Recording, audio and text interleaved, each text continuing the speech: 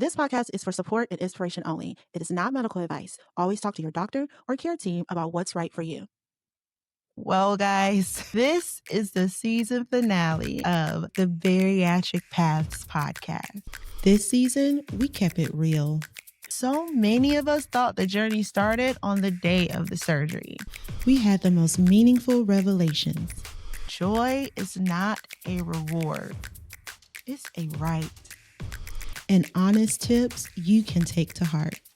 Journal, pray, meditate, see a therapist. Those are good. I got through this episode without crying. I'm very proud of myself. Season 1 finale brings it all together. Let's jump right in. Welcome to today's Fuel Your Journey segment, where we set the tone with a little motivation and a whole lot of heart. Well, guys, we made it. This is the season finale of season 1 with the Bariatric Paths podcast. And I just want to start by saying thank you.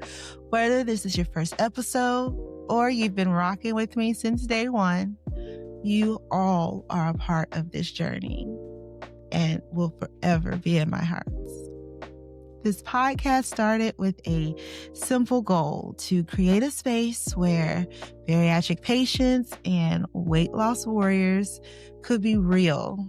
Real about the wins, real about the struggles, and real about all of the messy, beautiful in-between moments that no one talks about, but we do here. So today, I want to take a step back and reflect on everything we've learned, felt, and shared in this first season. Because this wasn't just a podcast, it was a community. And every episode brought something to the table that helped someone feel a little less alone. Maybe that someone was you. So let's start off with the most powerful truths that came up again and again. You are not alone. When Kelsey shared her story, one thing she said that stuck to me was that she wishes she had taken the pre-op phase more seriously. And that hit hard because so many of us thought the journey started on the day of the surgery. But it really starts the moment you say, I want more for myself. Jesse reminded us how real those first days post-op can be. His episode was raw and captured the vulnerable space between fear and hope. From dealing with pain to figuring out how to sip water without nausea. Something we're still working on. He reminded us that transformation doesn't start once it's comfortable. It starts when it's hard. That moment, whether before your surgery, after the regain, or just looking at yourself in the mirror and knowing something has to change. That moment is where the real work begins. And you know what? We don't have to do it alone. Every guest this season reminded us that community is everything. When you hear someone else say, yeah, I struggled with that too, it hits different. It lifts the shame, gives us permission to breathe. So if you're listening, I want you to think you are not dealing with this alone. You are not the only one dealing with the food guilt, the body image struggles, the fear of regain. You're not. We are in this together. The next theme we couldn't ignore was about ownership. Crystal's episode was a powerful reminder that you can follow every rule and do everything right and still feel like you're struggling. And that doesn't mean you failed. It means you're human. JoJo, remember her? She taught us that healing can shift again in pregnancy and postpartum. She was honest about the emotional roller coaster and navigating a body that changes again after losing the weight and how scary that can feel. Her courage gave other moms permission to be gentle with themselves. What about Tanya? Her story reminded us that even the most painful moments can birth transformation. She turned heartbreak into fuel and lost hundreds of pounds. Hundreds with an S. But not just physical weight. She lost the emotional, mental, and spiritual weights that held her down. Your healing might come from the most unexpected place, but it still counts. One of the biggest messages this season has been, there is no one-size-fits-all journey. Some people lose weight fast, some people lose weight slow, some bounce back, and others break down. Some choose skin removal, others don't. Some use meds, others go holistic. And all those paths are valid.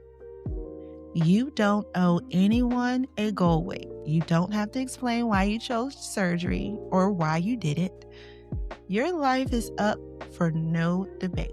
What matters most is that you wake up every day and decide again and again to fight for yourself. That is what makes this journey powerful. That is what makes it yours.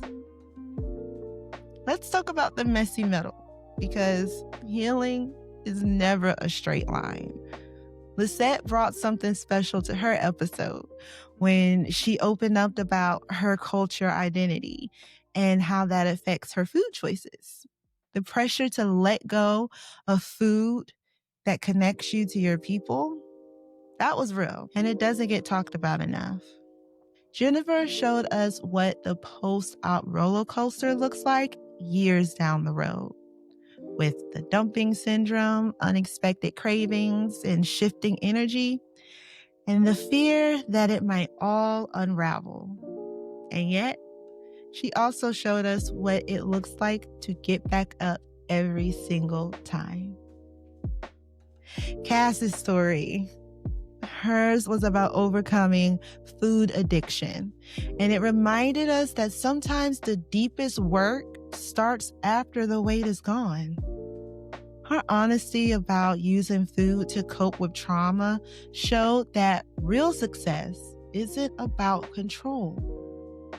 It's about healing. Healing doesn't look like a straight line. It looks like setbacks, relapses, grief, and growth. It looks like breaking down in the grocery aisle because nothing on that label feels safe. It looks like crying after saying no to something that used to bring you comfort, like those cupcakes I always talk about. And it looks like standing in the mirror and one day finally saying, I don't hate you. That's healing, even when it's messy, even when no one sees it. Now, let's get into what behind the scenes looks like, because your brain, your heart, and your spirit, it needed healing too. Melissa Holman came through and gave us that deep emotional check-in that we didn't know we needed. She talked about how food is so often tied to trauma and how many of us are using food and diet to get through our emotional wounds. She also helped us unpack emotional eating even more deeply. She introduced the concept of spiritual hunger, the idea that what we're really craving isn't food, but connection, peace, and safety. That really changed the mindset. Brandy, remember her? Brandy reminded us that the pressure we feel to perform for others, to make it look good on Instagram, doesn't exist. We don't have to pretend that weight loss is always pretty, because it's not. And her transparency gave us all the permission to stop faking it. You can have the perfect meal plan and still feel lost if your heart isn't being nourished.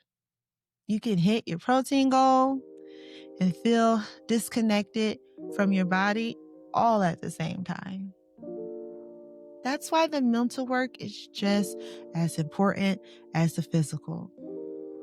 Journal, pray, meditate, see a therapist. Those are good. Find your support group. We're right here. Whatever healing looks like for you, do that. Because weight loss without inner peace will leave you chasing the next fix. Healing from the inside out, that's the real flex. The next one is for everyone who thought about giving up, because the hard parts are still worth it. Frances shared her experience about unexpected complications. She didn't sugarcoat it, but she talked about the fear, the pain, the anxiety, but also about the strength it uncovered inside of her. Mindy and Chase are a fabulous couple that had surgery on the same day. Well, even if they had the same starting point, they both had their own path. Their vulnerability around mental health, intimacy, and the strain that comes from healing as individuals while still trying to grow as a couple. That was powerful. Not every journey will go as planned, but every journey will teach you something. And sometimes what you learn in the hard parts is what carries you forward. The hard parts doesn't mean you got something wrong. They mean that you're doing something hard and you're still here, still trying, still pushing. That's powerful. Let's talk about something that took me the longest to learn this season. How to find joy even before you've reached all your goals. As you know, I am highly critical of everything I do. So I'm just going to be completely honest when I said that I did not love my body right away. Even after the weight coming off, I looked in the mirror and I just saw a person I didn't know. Didn't think I could love. It made me feel like I traded one insecurity for another. I thought about skin removal. Yeah, no. But ultimately, I chose what I felt like I needed to do for me because that choice was mine.